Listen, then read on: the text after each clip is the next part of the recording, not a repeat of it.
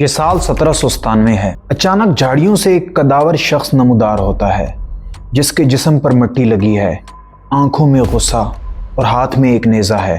اس کے جسم پر درجنوں گولیوں کے نشان تھے لیکن وہ پھر بھی زندہ کھڑا تھا۔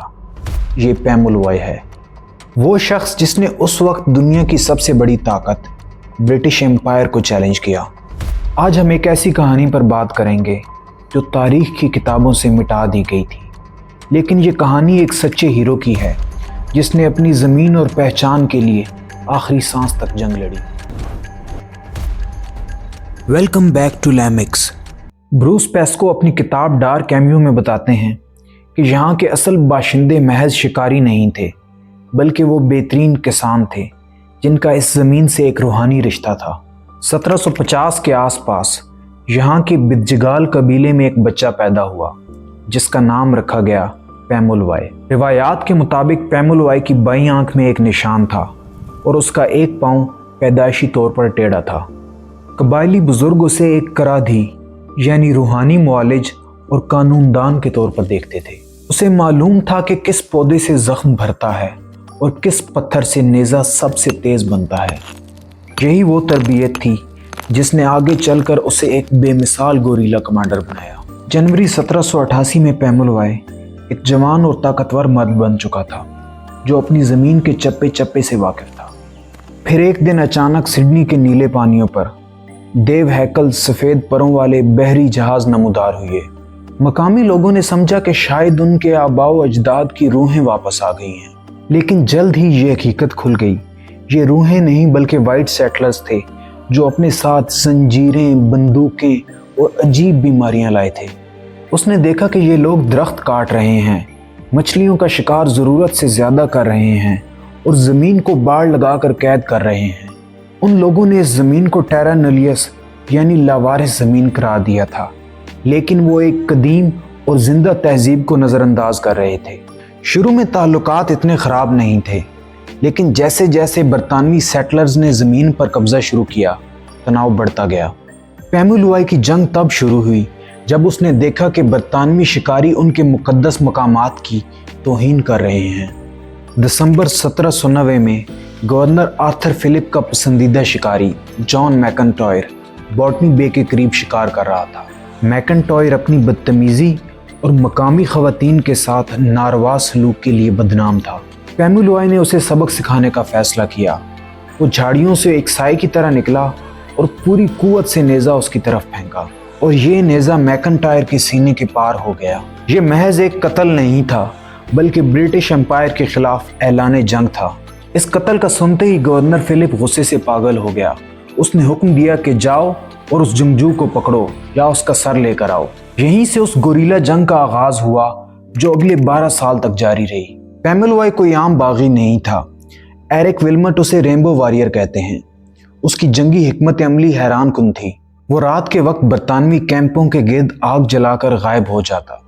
سپاہی خوفزدہ ہو کر اندھا دھند فائرنگ کرتے اور اپنی قیمتی گولیاں ضائع کرتے، اور جب ان کی بندوقیں خالی ہو جاتی وہ تب حملہ آور ہوتا۔ پیمولوائے نے ایک دفعہ جارج ریور کے علاقے میں برطانوی دستوں کو ایک دلدلی علاقے میں پھنسا دیا۔ برٹش سولجرز اپنی بھاری سرخ وردیوں، وزنی بوٹوں اور بندوقوں کی وجہ سے کیچڑ میں حرکت کرنے کے قابل نہ تھے، مگر پیمولوائے کے جنگجو جو ننگے پاؤں تھے اس زمین کے چپے چپے سے واقف تھے اور اس کیچڑ اور پانی میں ایک مچھلی کی تیزی سے حرکت کر رہے تھے۔ اس نے برٹش سولجرز کو گھنٹوں محصور رکھا اور جب وہ تھکن سے چور ہو گئے تب ان پر نیزوں کی بارش کر دی۔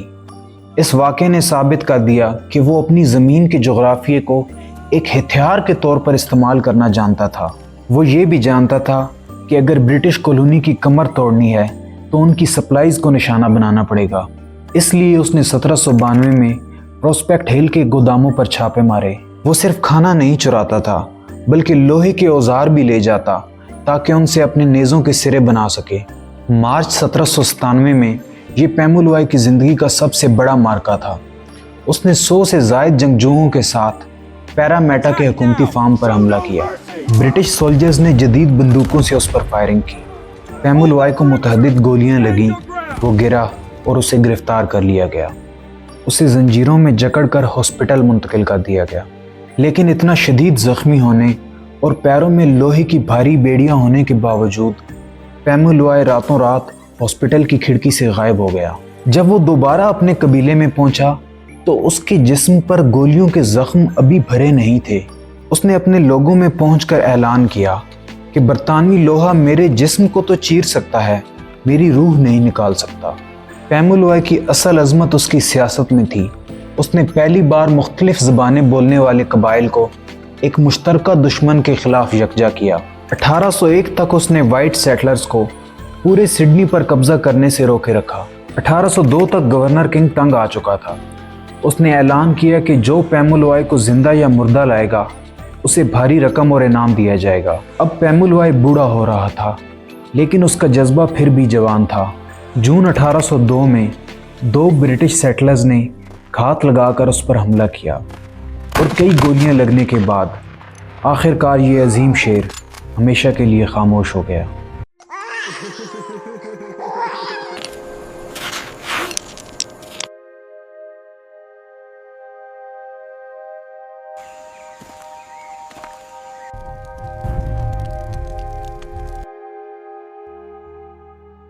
گورنر کنگ کو جب اس کی موت کی خبر ملی تو اس نے سکون کا سانس لیا، لیکن اس کے بعد جو اس نے کیا وہ انسانیت کی تذلیل تھی۔